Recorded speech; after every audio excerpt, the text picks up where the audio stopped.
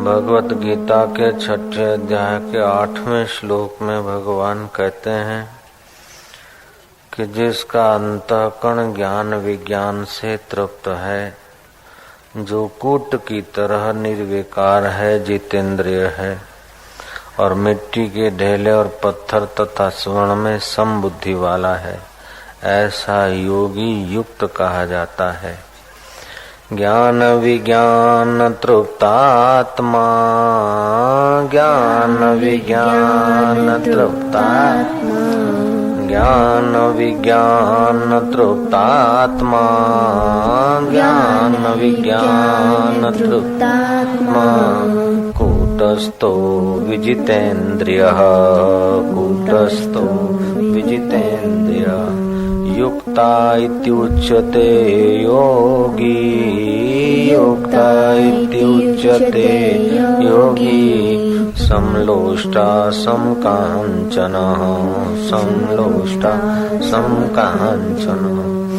जिसका अंतःकरण ज्ञान विज्ञान से तृप्त है। कर्म की जानकारी को ज्ञान बोलते हैं और कर्म से पर जो चैतन्य स्वरूप है, कर्म का साक्षी, उसमें सम रहने को विज्ञान कहते हैं। तो जिसका अंतःकरण ज्ञान विज्ञान से तृप्त है, जो कूट की तरह निर्विकार, जैसे लोहार के वहाँ एरण होती है, उस पर कई दागिने बनते हैं, सोनार के वहाँ लोहार के वहाँ दागिनों में तो घाट आ जाता है, लेकिन वो एरण ज्यों की त्यों।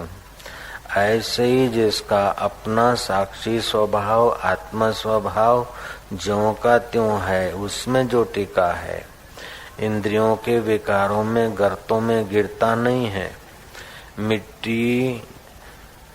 मिट्टी के ढेले, पत्थर तथा स्वर्ण में समबुद्धि है। सोने को तिजोरी में रखेगा, मिट्टी को मिट्टी की जगह, पत्थर को पत्थर जगह, लेकिन सबको आखिर नश्वर समझता है। सोना नष्ट हो गया तो चोट नहीं आएगी, और मिट्टी और सोना और पत्थर तत्परूप से 5 भूतों का ही है, माया का है, हमारे साथ आया नहीं था, साथ में जाएगा नहीं। ऐसा जिसको ज्ञान विज्ञान से ठीक से पता चला है, वह योगी जो है, एरण जैसे एरण पर कई दागिने, कई गहने बन बन कर चले जाते, एरण कूटस्थ ज्यों की त्यों रहती वो कुट। ऐसे ही जिसका चित्त अपने स्वभाव में ज्यों का त्यों रहता है, ऐसा योगी, वह योग युक्त कहा जाता है, समबुद्धि वाला। जो सिद्धों का स्वभाव होता है, वही साधकों के लिए साध्य होता है। सिद्धों की जो अनुभूति है, साधकों की वही साधना साध्य होती है। तो जैसे सिद्ध पुरुष वह है, गीता में, भागवत में और उपनिषदों में, सनातन धर्म के धर्म ग्रंथों में 3 प्रकार के सिद्धों की महिमा आती है। भक्ति सिद्ध, मेटत कठिन कुअंक भाल के, जो भक्ति सिद्ध हो गए, उनके भाल के, भक्ति जिनको प्राप्त हो गए, उनके भाग्य भाल के कुअंक भी मिट जाते हैं। योग सिद्ध, गीता में आया, अद्वेष्टा सर्वभूतानां मैत्री करुणा एवच, निर्ममो निरहंकार सम दुख सुख क्षमेहि। ये भक्त की महिमा आई, भक्त के लक्षण आए। संतुष्ट सततम योगी यतात्मा दृढ़ निश्चया, मयि अर्पित मनोबुद्धि यो मद भक्त समे प्रिय। योग की महिमा गीता में आती है और तत्ववेता महापुरुषों की भी महिमा आती है शास्त्रों में। ये 3 प्रकार के सिद्धों की प्रशंसा हिंदू शास्त्रों में मिलती है। बाकी जो भभूत सिद्ध हैं, टूणा फूणा सिद्ध है, अला बांधू, बला बांधू, भूत बांधू, प्रेत बांधू, ऐसे सिद्धों की कोई वैल्यू ही नहीं। जय राम जी की। तो भगवान बोलते हैं पहले ज्ञान पालो, ज्ञान पाकर फिर समता में टिक जाओ। विज्ञान, ज्ञान विज्ञान तृप्त आत्मा, कुटस्थो विजितेन्द्रियाः युक्ता इत्युच्यते योगी समलोष्टा समकांचना। ऐसा योगी युक्त कहा जाता है और उसकी नजर में लोहा और कांचन बराबर है। महत्व बुद्धि व्यवहार काल में है। तत्व दृष्टि से देखा जाए तो इन 5 भूतों की वस्तुओं का भी कोई महत्व और अमहत्व नहीं है। बोले महाराज ये सुख कहाँ होता है? वस्तु में सुख होता है कि व्यक्ति में सुख होता है?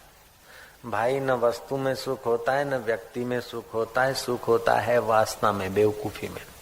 ये मुझे मिले मिले मिले मिले ये वासना होती है। जिसको जिस चीज की वासना होती है वो चीज मिलती है तो उसको सुख मिलता है।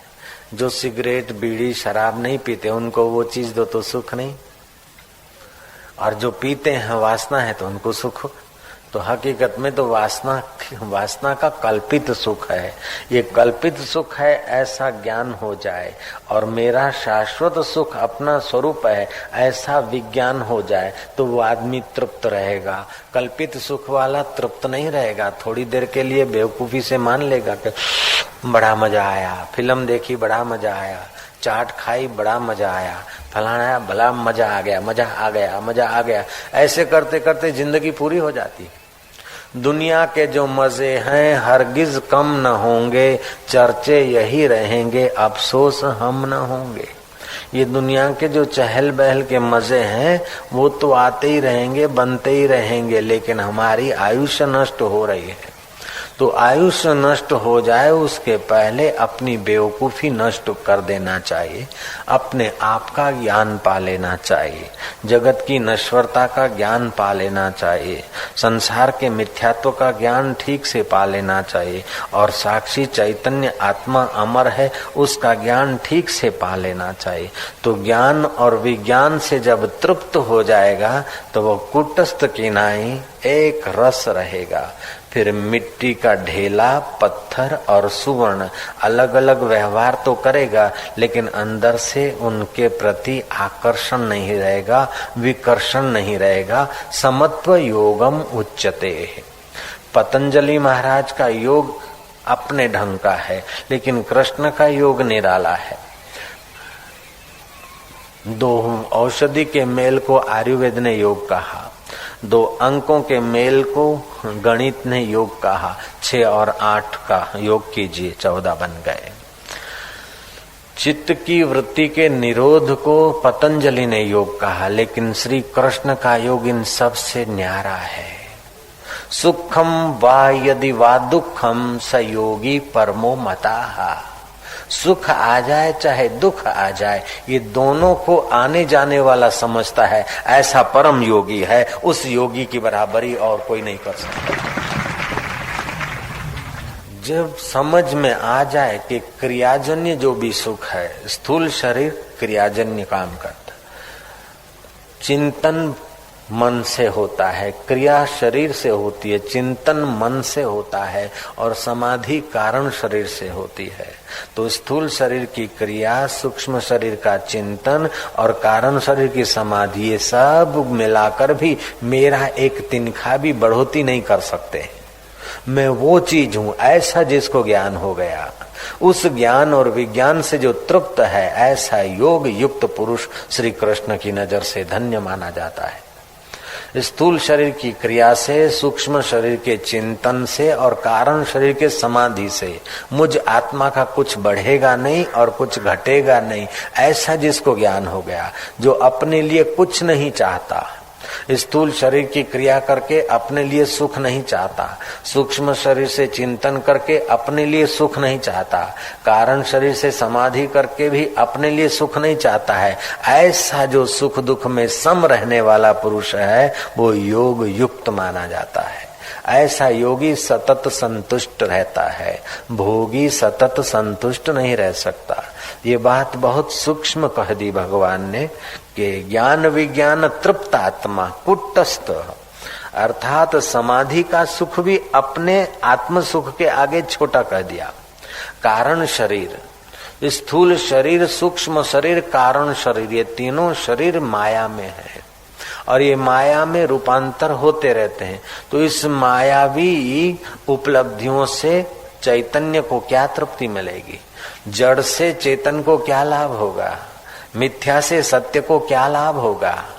जैसे सच्चा सूरज है, फिर चित्र के सूरज से उसको क्या लाभ होगा? सच्चा सूर्य है तो उसको चित्र के पानी की नदी से क्या लाभ होगा? ऐसे मैं सत्य हूँ और शरीर मिथ्या है, मैं सत्य हूँ, संकल्प विकल्प मिथ्या है, मैं सत्य हूँ, दुख सुख मिथ्या है, ऐसा जिसके जीवन में ज्ञान और विज्ञान आ गया, ऐसा पुरुष सब कुछ करते हुए भी अपने सुख के लिए नहीं करता है, उसके स्वाभाविक कर्म होते हैं और ऐसे पुरुष के स्वाभाविक कर्म जगत के लिए हितकर हो जाते हैं, उसको बोझा नहीं लगता है। ऐसा पुरुष जो होना चाहिए, जो करना चाहिए, उसने कर लिया है। ऐसे पुरुष की हाजिरी मात्र से जो होना चाहिए वो होने लगेगा और जो नहीं होना चाहिए वो नहीं होने लगेगा। जैसे सूर्य उदय होने से अंधकार चला जाना चाहिए, फूल खिलने चाहिए, पक्षियों की किलोल होनी चाहिए, हार्मफुल बैक्टीरिया नष्ट होने चाहिए, हवामान में ऑक्सीजन की बढ़ोतरी होनी चाहिए, यहाँ तक कि बीमारों को भी सुबह सुबह सूर्योदय के समय थोड़ी तसल्ली होनी चाहिए। ये सबको होता ही है और ये करने का सूर्य को कोई बोझा नहीं लगता, क्योंकि सूर्य अपने स्वाभाविक रीत भात में है। सूर्य को तो पता भी नहीं कि मेरे उदय होने से फलाने फलाने के रोग कम हुए, मेरे उदय होने से फलाने फलाने फूल खिल गए।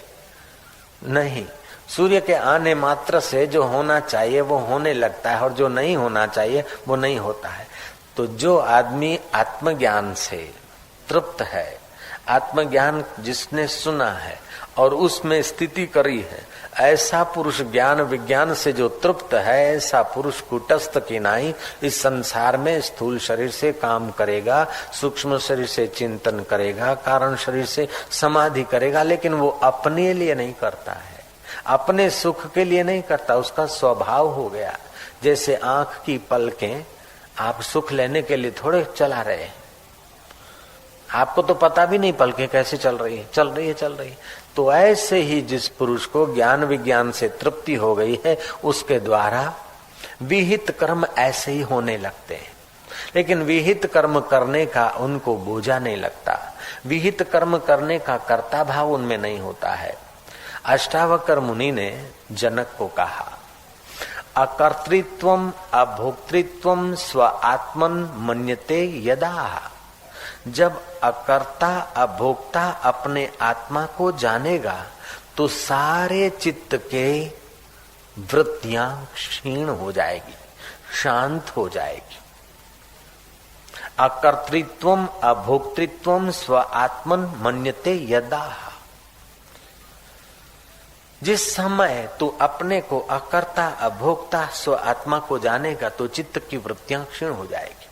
चित्त की वृत्तियां क्षीण होते ही तुम्हारा चैतन्य स्वभाव, आत्म परमात्मा स्वभाव प्रकट होने लगता है। जैसे किसी हीरे मोती अथवा चमचम चमकते किसी जवाहरात के ऊपर से परतें हट गई तो उसका प्रकाश दिखने लगता है। ऐसे ही चित्त की वृत्तियां पर वृत्तियां जो चल रही है, उस वृत्तियों के साथ हम जुड़कर जन्म जन्म के दुख भोग रहे हैं, भटक रहे हैं। और जब उन चित्त वृत्तियों से परे ज्ञान हो गया हमको, तो ये चित्त की वृत्तियां हैं और वृत्तियां बदलती है, फिर भी जो नहीं बदलता है। इस प्रकार के अबदल ज्ञान में अगर टिकने का अवसर आ गया तो वो आदमी धन्य धन्य हो जाता है।